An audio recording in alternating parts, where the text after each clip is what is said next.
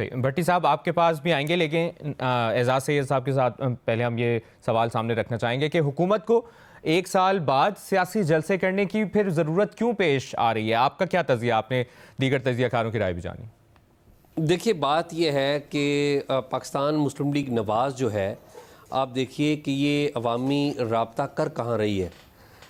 जो मरीम नवाज़ साहबा ने जलसा किया है वो नारोवाल में किया है, और शहबाज शरीफ साहब जो कि वज़ीर आज़म है उन्होंने जलसा किया है डीजी खान में, डेरा गाजी खान में। जो तवज्जो है मुस्लिम लीग नवाज़ की वो पंजाब की तरफ है। उसकी एक बहुत बड़ी वजह है, और वजह ये है कि मुस्लिम लीग नवाज़ का जो पावर सेंटर है वो पंजाब रहा है ट्रेडिशनली। नवाज़ शरीफ साहब ने जब लेट 80s में अर्ली 90s में राइज़ पकड़ा उन्होंने नेशनल लेवल की पॉलिटिक्स में, तो उनका सेंटर थ्रू आउट पंजाब रहा। फिर पंजाब के 5 जो डिवीज़न्स हैं वो बड़े अहम हैं, जो हमेशा से मुस्लिम लीग नून का मरकज़ रहे हैं। Lahore division, Gujranwala division, Rawalpindi division, Faisalabad division और सरगोदा डिवीज़न। अब तो डिवीज़न्स तब्दील हो चुके हैं, वो पुराने डिवीज़न नहीं रहे, अब 10 डिवीज़न्स बन चुके हैं, मरी डिवीज़न भी आ गया और चीज़ें भी आ गई। तो ये वो 5 डिवीज़न्स थे जिनका मैंने जिक्र किया, जहाँ से मुस्लिम लीग नून हमेशा तवज्जो देती थी कि यहाँ पर अगर हम ज़्यादा नंबर ले लें नेशनल असम्बली के और सूबाई असम्बली के या सूबाई असम्बली के, तो हम मरकज़ में और पंजाब में अपनी हुकूमत बना लेते हैं। तो ये जो चैलेंज है मुस्लिम लीग नवाज़ के पास, वो 1997 में तो आपको पता है कि 2/3 मेजॉरिटी इन्होंने ली थी, और ये डिवीज़न्स मैंने जो बताए हैं आपको ये तब भी बड़े पॉपुलर थे। लेकिन 1999 में फ़ौजी बगावत हो गई, हुकूमत पर कब्ज़ा हो गया। 2002 के इलेक्शन में जो PMLN थी वो तोड़ के PMLQ कर दी गई। जो 2008 है, अगर आप उसका इलेक्शन एनालिसिस करें तो यही 5 डिवीज़न्स आपको नज़र आएंगे जहां पर इन्होंने तवज्जो दी और फिर पंजाब में इन्होंने हुकूमत बनाई। लेकिन हमने देखा ये कि 2008 में जो इलेक्शन हुआ तो उन्हें कहीं कहीं पे मुस्लिम लीग नून को PPP का एक चैलेंज मिला करता था ट्रेडिशनली। लेकिन 2013 में आल्दो के इस्टेब्लिशमेंट और उस वक्त की जो इंटेलिजेंस सेटअप था, उस वक्त की मिलिट्री इस्टेब्लिशमेंट थी, वो सारी खड़ी थी इमरान खान के साथ। लेकिन इमरान खान की अपनी भी एक स्टोरी थी, दोनों चीज़ें वो मल्टीप्लाई की। एक तो पुश उन्होंने किया और कुछ वो उनका अपना भी एक जिसे कहते हैं ना एक पर्सोना था।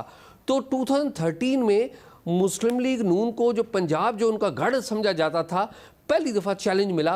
वो इस्टेब्लिशमेंट मल्टीप्लाइड बाय PTI के ज़रिए मिला पंजाब में, जब PTI पंजाब में दूसरी बड़ी जमात के तौर पर सामने आई। और ये पहली दफ़ा हुआ था। हालांकि इमरान खान तो आपको पता बड़ी पुरानी सियासत कर रहे थे, लेकिन इस दफ़ा उनको पुश मिला था। फिर हमने देखा कि जो दूसरा इलेक्शन आया वो 2018 का था। अगेन इस वक्त भी इस्टेब्लिशमेंट वो खड़ी थी, वो PTI के साथ खड़ी थी।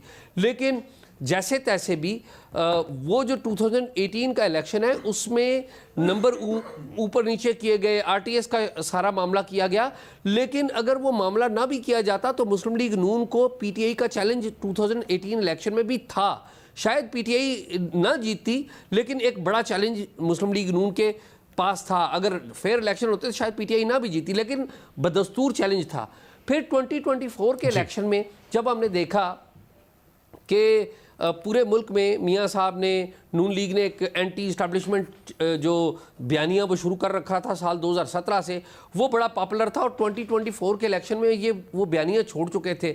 तो हमने ये देखा कि जो PTI है उसको बहुत ज़्यादा सपोर्ट मिली पूरे पंजाब में, और अमली तौर पे आल्दो के हुकूमत तो इन्होंने बना ली है, मुस्लिम लीग नून की हुकूमत है मरकज़ में भी और पंजाब में भी। लेकिन एक्चुअल हकीकत यह है कि ये PTI से शिकस्त खा चुके हुए हैं, और ये अभी अपना जो खोया हुआ वोट बैंक है उसको ढूंढने के लिए निकले हैं। और इनके ऊपर सिर्फ 2 बातें कहूँगा, इनके पास 2 बड़ी चीज़ें हैं। एक तो ये है कि मरीम नवाज़ जो है वो निकल रही हैं, वो काम कर रही हैं, वो परफॉर्मेंस दे रही हैं, बहुत सारे उन्होंने प्रोजेक्ट्स भी शुरू किए हैं।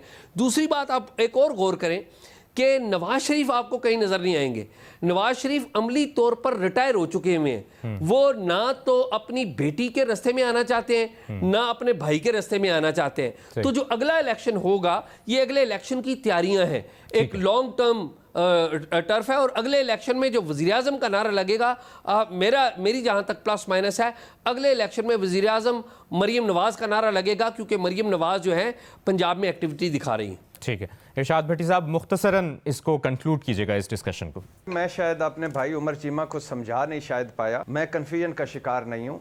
मेरा ये मानना है कि अयूब खान हो, ज़ियाउल हक हो, परवेज़ मुशर्रफ हो, कमाल की तरक्की और कमाल की चीज़ें हुई।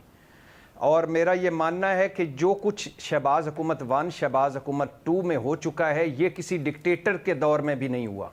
डिक्टेटर आकर क्या करता है? इससे इतना तो कुछ नहीं करता जितना ये कर गए हैं।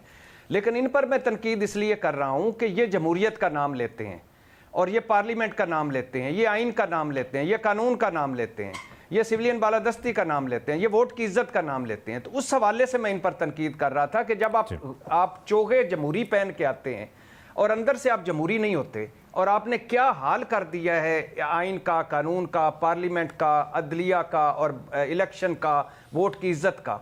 तो इसलिए मैं इनको तनकीद कर रहा था। अगर ये भी डिक्टेटर होते तो मैं सारों के दरमियान मवाजना करता और कहता कि अयूब, ज़िया और परवेज़ मुशर्रफ का दौर कमाल। ठीक है भट्टी साहब। उमर चीमा साहब मुस्कुरा रहे हैं, कुछ आखिरी चंद सेकंड लेना चाहेंगे? मैं भट्टी साहब कह रहे हैं कि वो कंफ्यूजन का शिकार नहीं है। एक तरफ वो कह रहे हैं कि हमारे यहाँ जो डिक्टेटर हैं उनका दौर बड़ा अच्छा रहा है तरक्की का, और साथ वो शिकवा कर रहे हैं कि इस जैसा कोई डिक्टेटर भी नहीं था जो मौजूदा गवर्नमेंट है। तो बेसिकली वो उनको यही कह रहे हैं कि आप डिक्टेटर बने, अभी कोई शायद उसमें कमी बाकी है, मेरे ख्याल वो ये कहना चाह रहे हैं। ठीक है।